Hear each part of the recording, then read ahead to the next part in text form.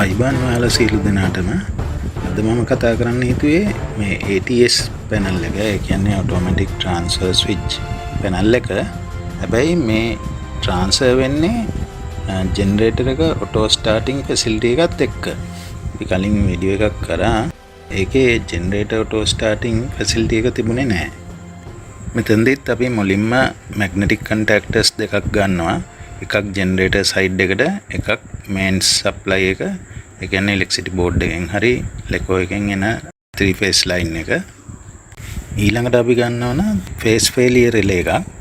ඒක mains failure relay එකක් කියලා කියනවා. ඊළඟට අපිට ඕන වෙනවා 8 pin timers දෙකක්. මේවා DPDT ඒ කියන්නේ double pole double throw timers. අපි ඒක ගැන පස්සේ කතා කරනවා. ඊළඟට 8 port DPDT relay එකක් ඕන වෙනවා. මේ ඔක්කොම power supply එක එන්නේ mains grid එක පැත්තෙන්. ඊළඟට තුන්වෙනි timer එක ගන්නවා. මේ timer එක generator එක side එකෙන් තමයි power supply එක හම්බෙන්නේ, control power එක.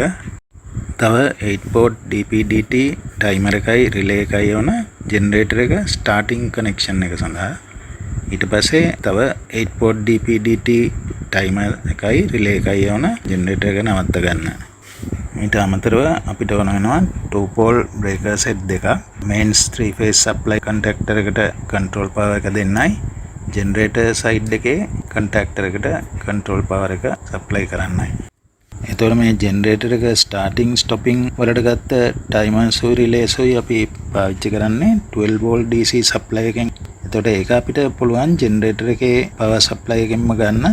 ඒ කියන්නේ 12 volt DC battery එකෙන්ම අපි දැන් මේ relay සුයි timer සුයි මේවා base වලින් ගලව ගත්තම අපිට base එක පේන්නේ මෙහෙමයි, number කරලා තියෙන්නේ මේ විදිහට. එතකොට අපි ඉස්සෙල්ලා බලයිමු මේ timer එකයි relay එකයි වැඩ කරන්නේ කොහොමද කියලා. මේවා මේ DPDT කියන්නේ double pole double throw. ඒ කියන්නේ මේකේ poles දෙකක් එනවා common poles. එතකොට double throw කියන්නේ මේ හැම pole එකක්ම දෙආකාරයකට එළියට power එක දෙනවා. ඒ කියන්නේ එකක් normally close වෙනවා, එකක් normally open තියෙනවා. ඒතර මේක මේ number කරලා තින්නේ 1 ඉඳලා 8 වෙනකන්.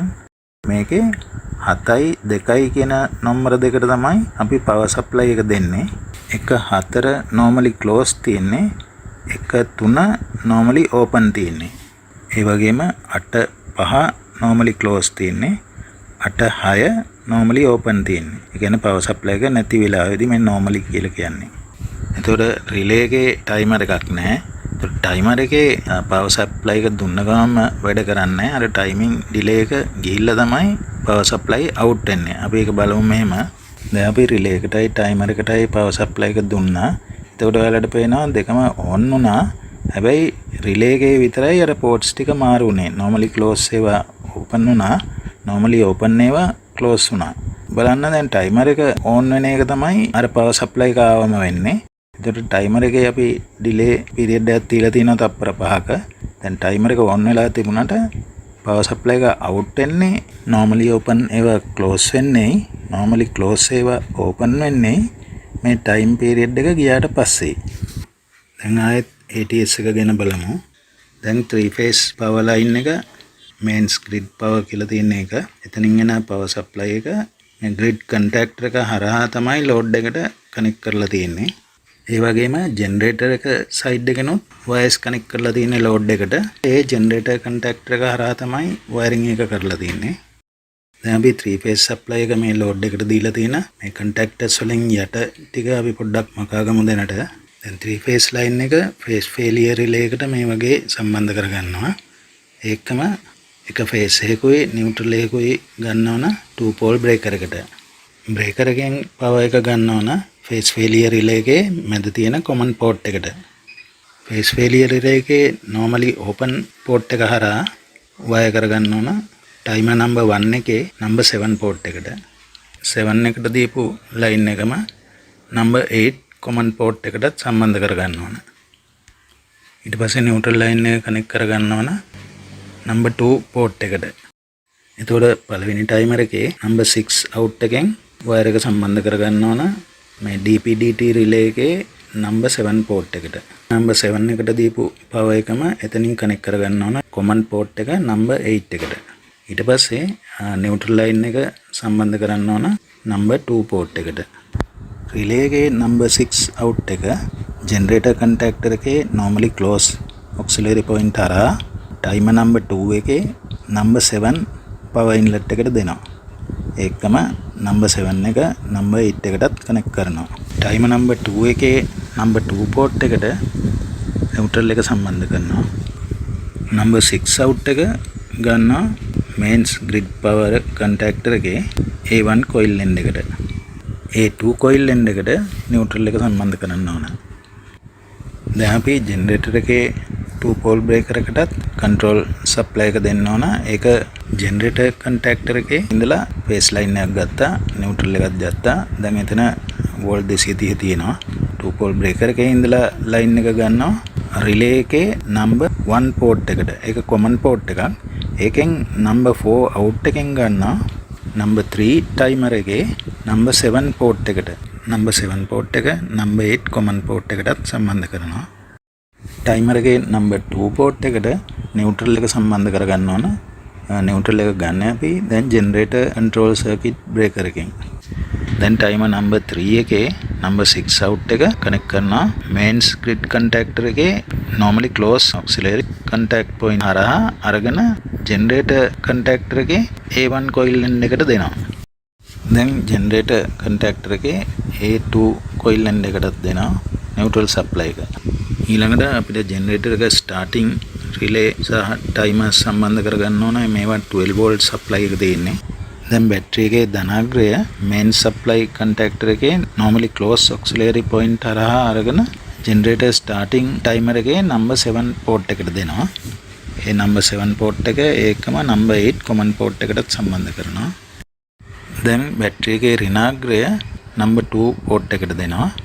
timer එකේ number 6 outlet port එක එතනම relay එකේ number 7 port එකට දෙනවා.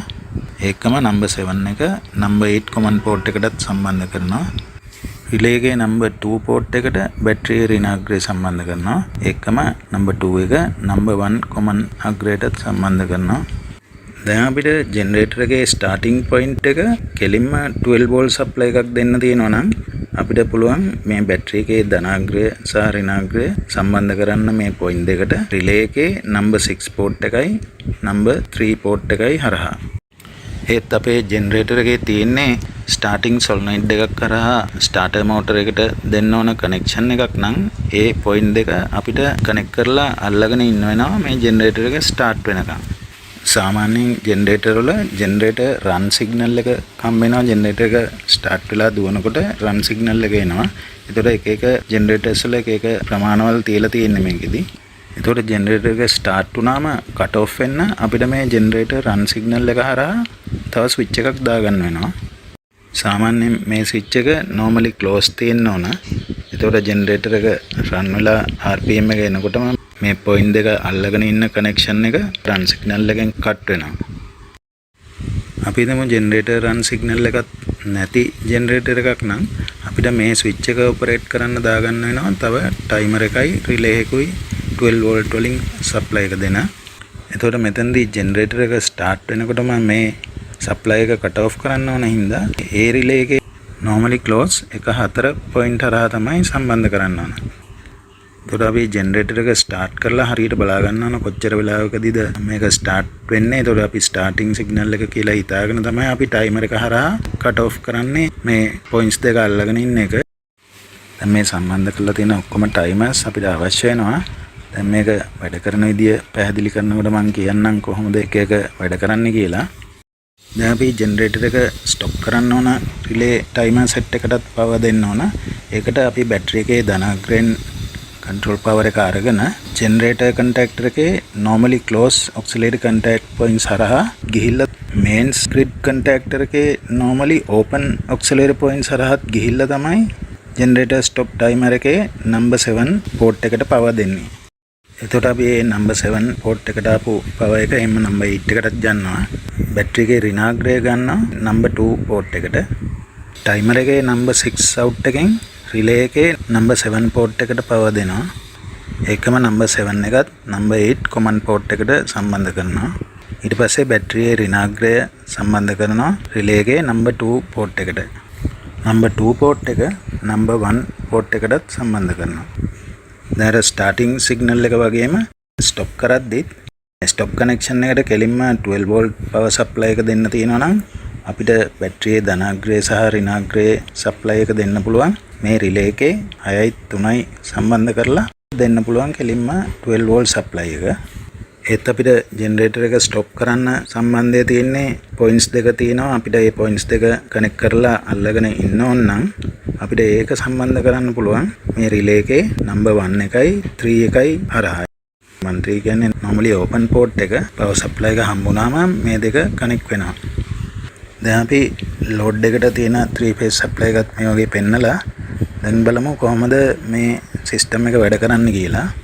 මෙතන නියුට්‍රල් කනෙක්ෂන් එකයි ජෙනරේටර් එකේ ඍණාග්‍රයෙන් එන සම්බන්ධතාවයයි දිගටම පෙන්වලා තියෙන්නේ තේරුම් ගන්න ලේසි වෙන්න. දැන් මේන් සප්ලයි එකේ 3 phase line එක කන්ටැක්ටර් එකට ආපු ගමන් control power 2 pole breaker එක හරහා phase failure relay එකේ common port එකට 230 supply එක එනවා. ඒ වෙලාවෙම phase failure relay එකේ කියන්නේ PFR එකේ උඩට 3 phase supply එක එනවා. එතකොට මේ PFR එකේ common port එක normally open තියෙන්නේ. phase 3 ප්‍රශ්නයක් නැත්තම් ඒ කියන්නේ phase sequence එකේ ප්‍රශ්නයක් නැහැ කියලා කියන්න පුළුවන්. phase 3 හරි පිළිවෙලට ඇවිල්ලා තියෙනවා නම් අපි හිතමු RYB ඒ කියන්නේ රතු කහ නිල් පිළිවෙලට නම් ඇවිල්ලා තියෙන්නේ. ඒක හරි. ඊළඟට over voltage under voltage ප්‍රශ්නිකුත් නැත්තම් සහ phase එකක් fail වෙලා නැත්තම් ඒ කියන්නේ phase එකක් කැපිලා phase දෙකයි නම් ඇවිල්ලා තින්නේ. එහෙමත් ප්‍රශ්නයක් නැත්තම් මේ යට තියෙන common port එක normally open තියෙන්නේ. ඒක close වෙනවා. දැන් පේන්නේ නැති මේක රතු පාට තිබුණේ දැන් කොළ පාට වුණා. ඒ කියන්නේ සම්බන්ධ වුණා. එතනින් power supply එක යනවා timer number 1 එකේ number 7 port එකට. timer number 1 එක ඇත්තටම තියෙන්නේ දැන් generator එකේ power තියෙනවා නම් mains power ආපු ගමන් අපි හරියටම දන්නේ නැහැ මේ power supply එක ටිකක් වෙලා තියෙයිද නැත්නම් ආයේ cut off වෙයිද කියලා සැකසයිත හින්දා අපි මේ timer එකෙන් සාමාන්‍යයෙන් තියන්න විනාඩි 5ක් විතර අපිට ඕන නම් ඒක විනාඩි 2ක් 3ක් විතර වගේ තියන්න පුළුවන්. mains power supply එක ආවට generator එකම විනාඩි 2ක් විතර දුවනවා power supply එකේ ප්‍රශ්නයක් නැද්ද කියලා හරියටම දැනගන්නකම්. එතකොට මේ timer 1 එකේ විනාඩි 2 හරි 3 හරි delay period එකෙන් පස්සේ power supply එක හම්බ වෙනවා relay එකේ number 7 port එකට. relay එකට power supply එක ආපු ගමන් 8 ports close වෙනවා. normally open තියෙන්නේ. එතනින් 6න් power supply එක යනවා timer number 2 එකේ number 7 port එකට. number 2 timer එක තියෙන්නේ generator එක off වුණාට පස්සේ එකපාරම main supply එක එන්නේ නැතුව තප්පර 2-3ක පොඩි delay එකක් තියෙනවා. ඔයාලා දැකලා ඇති. generator supply එක off වෙනකොටම තප්පර 2ක් විතර blackout එකක් තිබිලා තමයි main supply එක connect වෙන්නේ. ඒ මේ timer එකෙන් තමයි delay එක තියලා තියෙන්නේ. ඒක අපි generator එක load කරාම පොඩ්ඩක් කතා කරමු. ඒ number 2 timer එකේ තප්පර 2-3 delay එකෙන් පස්සේ 8යි 6යි හරහා power එක යනවා main supply එකේ contactor එකට. ඒකේ A1 coil upgrade යනවා. ඒකම mains contactor එක on වෙලා 3 phase power supply එක load එකට හම්බ වෙනවා. දැන් main power supply එක මෙහෙම තියෙද්දි එකපාරම power supply එක ගියා කියලා හිතමු. එතකොට mains contactor එකේ open වෙලා තිබුණ auxiliary point දෙක close වුණා. මොකද දැන් power supply එක නැති හින්දා. දැන් මේ point දෙක හරහා battery current එක හම්බ වෙනවා generator start timer එකට. දැන් මේ timer එකේ තප්පර 2-3ක delay එකකින් පස්සේ තමයි relay එකට power එක යන්නේ. මොකද හේතුව දැන් light ගියේ සුළු මොහොතකට නම් නිකම්ම generator එකත් start වෙනවා අපරාධි තේරුමක් නැතුව. මොකද light උත් එනවා. ඒතර main supply එක එනවද කියලා බලන්නේ තප්පර 2-3ක් විතර වගේ විතරයි. මොකද හදිසි power cut එකකදී මේ තප්පර 2-3 ඇතුළත ආපහු යනවා. ඉතින් ඒක නිසා ඒ තප්පර 2-3ක delay time එකෙන් පස්සේ relay එකට power supply එක එනවා. එතනින් relay එකේ 1-3 normally open points දෙක close වෙලා generator start points දෙකට power supply එක යනවා. ඒ කියන්නේ මේ දෙක connect වෙනවා. එතකොට generator එක crank වෙනවා කරකැවෙන්න ගන්නවා. සාමාන්‍යයෙන් generator එකක් crank කරන්න ඕන වෙන්නේ තප්පර 2-3යි.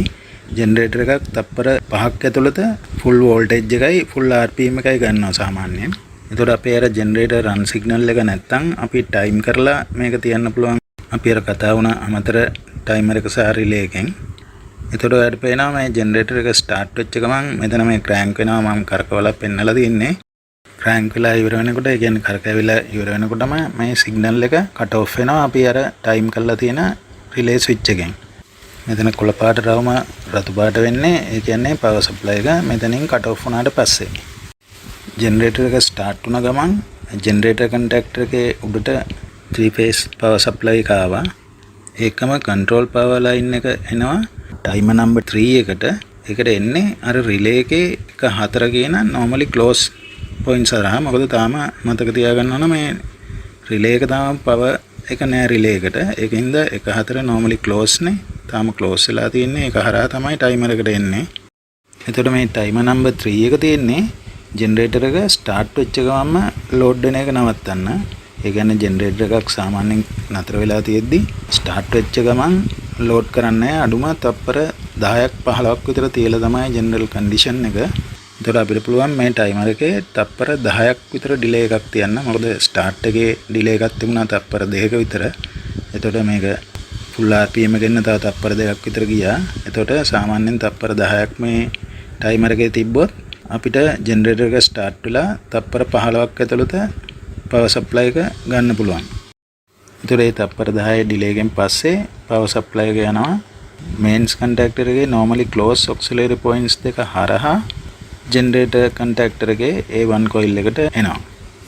ඒකම ජෙනරේටර් එක කන්ටැක්ටර් එක අල්ලනවා. එතකොට ලෝඩ් එකට 3 phase power ජෙනරේටර් එකෙන් ලැබෙනවා. දැන් ජෙනරේටර් එක මෙහෙම දුවද්දි මේන්ස් පවර් ආවා කියලා හිතමු. එතකොට මේ කන්ටැක්ටර් එක උඩට පවර් සප්ලයි එක ආවා. ඒක මම 3 phase line 3 ආවා phase failure relay එකට PFR එකේ උඩට. ඒකම control power එක එනවා breaker එක හරහා PFR එකේ යට common port එකට. එතකොට phase 3 ප්‍රශ්නයක් නැත්නම් phase failure එකේ common port එක normally open එක close වෙලා එතනින් power supply එක යනවා timer number 1 එකට. timer number 1 එකේ අර අපි කලින් කියපු තප්පර 2-3ක ඩිලේ එකෙන් පස්සේ control power යනවා relay එකට. relay එකට power ආපු ගමන් මොකද වෙන්නේ? අර 1/4 කියන normally close වෙලා තිබුණ points දෙක දැන් open වෙනවා. එතකොට එතන ඇරිච්ච ගමන්ම timer 3 එකට power නැතුව යනවා. ඒත් එක්කම ඒ උඩින් ගිහලා power supply එක දීලා තියෙන්නේ generator contactor එකේ A1 coil එකනේ. එතනට power supply එක නැතුව generator power එක cut off වෙනවා contactor එකෙන්. එතකොට මේ relay එකට power එනකොටම ඒකම වෙන දෙයක් තියෙනවා. මේකේ උඩ number 6 කියන්නේ 6 කියන port එකෙන් power supply එක යනවා number 2 timer එකට. එතකොට generator එකට power supply එක අයින් වෙච්ච ගමන්ම තමයි මෙතනට power එක එන්නේ. relay එකට power හම් වෙලා හින්දා. එතකොට generator එක off වෙනකොටම main supply එක දෙනකොට short circuit ප්‍රශ්න එන්න පුළුවන් හින්දා තමයි මෙතන තප්පර 2-3ක delay එකක් තියලා power supply එක මේ timer එකෙන් ගන්නෙ. ඒ delay එකෙන් පස්සේ number 2 timer එකෙන් power supply එක යන්නේ mains contactor එකට. ඒතර main power supply contactor එක on වෙලා load එකට 3 phase power එනවා. මෙතනදිත් ඔයා දකින්න ඇති relay එක හරහා control power එක ආවේ generator contactor එකේ normally close auxiliary point හරහා තමයි mains contactor එකේ A1 වලට power supply එක ආවේ. මේ අර safety interlocking මේ contactor දෙක අතරේ තියලා තමයි wire කරලා තියෙන්නේ. මොකද දෙකම එක වෙලාවේ on වෙන්නේ නැති වෙන විදිහට safety feature එකක් විදිහට තමයි මේ දෙක interlock කරලා තියෙන්නේ මේ විදිහට. main supply එක එනකොටම දැන් mains contactor එකේ මේ normally close auxiliary points ටික දැන් open වුණා. ඒකින්ද දැන් generator starting timer එකට හම්බෙලා තිබුණ power එක නැතුව ගියා 12 volt supply එක. ඒත් එක්කම දකින්න ඇති mains power contactor එකේ normally open auxiliary point දෙක දැන් close වුණා. ඒත් එක්ක generator contactor එකත් දැන් දුවන්නේ generator එක offload නිසා එතන normally close auxiliary contact points දැන් ඒ විදිහටම තියෙන්නේ close වෙලාමයි. ඒ කියන්නේ සම්බන්ධ වෙලා තියෙන්නේ. එතකොට මොකද වෙන්නේ මේ contactors දෙකේ ඒ කියන්නේ mains contactor එකයි generator contactor එකේ ඒ auxiliary points හරහා දැන් 12 volt supply එක යනවා generator stop timer එකට. එතකොට මේ timer එක තියෙන්නේ generator එකක් full load දුවලා එකපාර off නොවෙන්නයි. ඒ කියන්නේ cooling down process එකට පොඩ්ඩක් වෙලා තියන්නයි. සාමාන්‍යයෙන් විනාඩි 5ක් විතර තමයි තියන්නේ. ඒත් ලොකු load එකක් නැත්නම් ඒ කියන්නේ average load එකක දුවලා තියෙනවා නම් විනාඩි 2-3ක්වත් ජෙනිය දිව්වා නම් හොඳයි off load එකේ. එතකොට මේ timer එකේ අපිට තියන්න පුළුවන් විනාඩි 3ක් විතර වගේ මේන් සප්ලයි එක ආවට පස්සේ ඕෆ්ලෝඩ් ජෙනරේටර් එක දුවන්න. එතකොට ඒ ටයිම් ඩිලේ එකෙන් පස්සේ ජෙනරේටර් ස්ටොප් රිලේ එකට පවර් සප්ලයි එක යනවා. එතකොට රිලේ එකට පවර් අප ගමන් මේ 13 පොයින්ට්ස් දෙක normally open තියෙන්නේ. ඒක ක්ලෝස් වෙනවා. ක්ලෝස් වෙලා මේ ස්ටොප් කනෙක්ෂන් පොයින්ට්ස් දෙක එකතු වෙනවා. එතකොට ජෙනරේටර් එක නවතිනවා. එතකොට ජෙනරේටර් කන්ටැක්ටර් එකේ උඩට ඇවිල්ලා තිබුණ පවර් සප්ලයි එකයි කන්ට්‍රෝල් සර්කිට් එකට 2 පෝල් බ්‍රේකර් එක හරහා ආපු සප්ලයි එකයි නැතුව යනවා. ඉතින් මම හිතනවා ඔයාලට හොඳ අවබෝධයක් එන්න ඇති කියලා මේ ජෙනරේටර් ඔටෝ ස්ටාර්ටින් ෆැසිලිටි එක තියෙන ATS එකක් කොහොමද වයර් කරන්නේ. අනිත් එක මේ ටයිමර්ස් වැඩියෙන් වගේ පෙන්වලා මේ හැම ටයිමර් එකක්ම අවශ්‍යතාවය තියෙන විදිහට තමයි මම දාලා තියෙන්නේ. ඒවා අපිට අඩු වැඩි කරගන්න පුළුවන්. ඒ දැනගන්න ඕන හින්දා සාමාන්‍යයෙන් ජෙනරේටර් ඔටෝ ස්ටාර්ටින් සිස්ටම් එකක තියෙන ඒවා ටික ඔක්කොම දාලා තමයි මම මේ වීඩියෝ එක කරලා තියෙන්නේ. ඉතින් මේ වීඩියෝ එක හොඳයි කියලා හිතෙනවා නම් channel එක subscribe කරන්න. තව කාට හරි ඉගෙන ගන්නත් එක්ක share කරන්න. බොහොම ස්තුතියි.